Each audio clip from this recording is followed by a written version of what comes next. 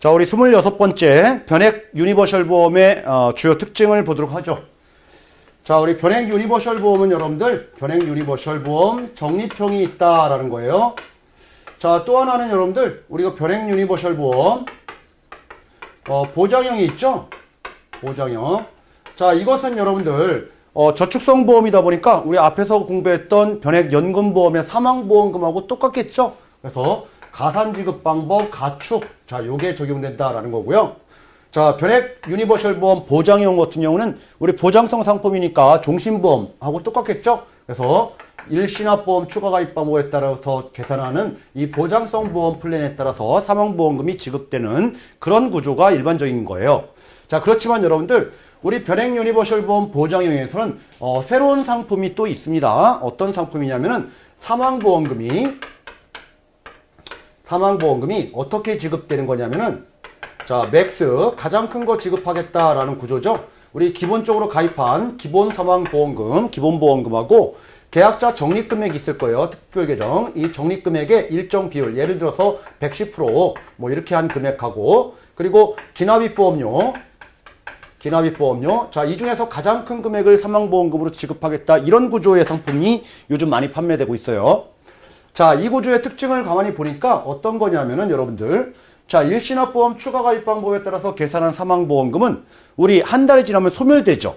자, 그렇게 소멸되는 게 너무 아까운 거예요. 그래서 이런 일시납보험을 추가 가입하는 게 아니고 이 적립금액을 초과되더라도 그대로 드는 겁니다. 그대로 둬가지고 네가 가입한 금액하고 이 적립금액의 일정 비율하고 또는 이 기납입보험료 중에서 제일 큰 것을 사망보험금으로 지급하겠다. 이게 바로 변액 유니버셜 보험 보장형의 새로운 구조의 상품이에요.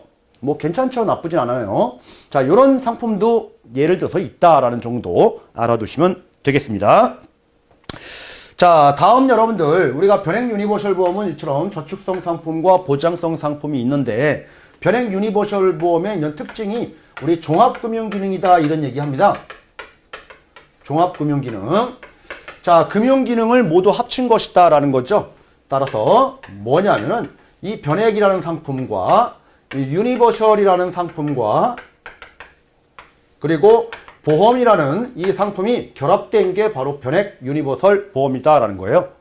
변액이라는 것은 여러분들 우리가 실적 배당, 실적 상품, 즉 투자성이 있는 상품이다라는 거고요.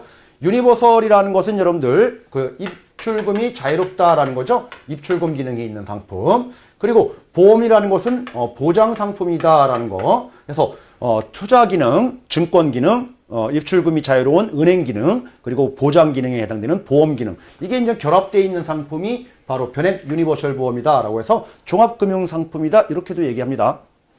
자, 그러다 보니까 보장성 상품에 해당되는 우리가 변액 유니버셜 보험 보장형하고 뭐가 있었죠? 변액 종신보험이 있었죠?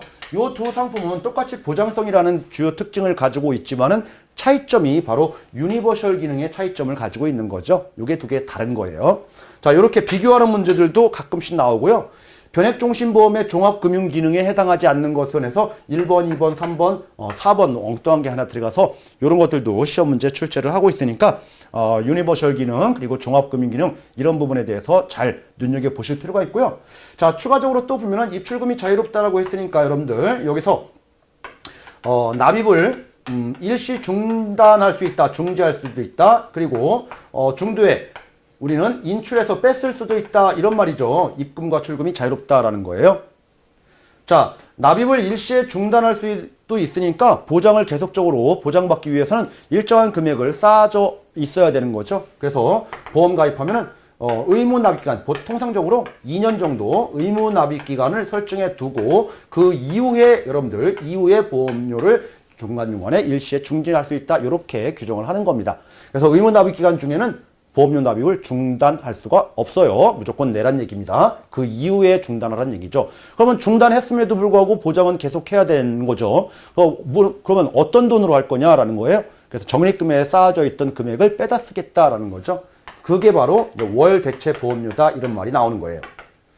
월 대체 보험료. 필요한 돈들을 적립금에서 빼다 쓰겠다 이런 구조가 바로 유니버셜 구조다라는 거죠. 자, 이런 금액들을 뺐을 금액이 없을 때 우리는 납입 최고를 하게 되는 겁니다. 자, 그리고 이 납입을 중간중간에 안 할 수도 있는데 계속 안 내면 안 되겠죠. 언젠가는 다 내란 얘기예요. 그래서 유니버셜 보험은 보험 기간이 일반적으로 여러분들 종신이면서 이 보험 기간 중에 언제든지 내라라는 거예요. 이게 바로 이제 납입 기간이 되는 거죠. 그래서 보험 기간과 보험료 납입 기간이 같은 전기납 보험이다라는 거예요. 전기납 자유납입 보험이다. 자유전기납. 그죠? 자, 이런 형태가 바로 유니버셜 보험이다라는 거고, 중도인출이라는 것은 여러분들 빼쓰는 금액 중에서 해지 환급금 말고요.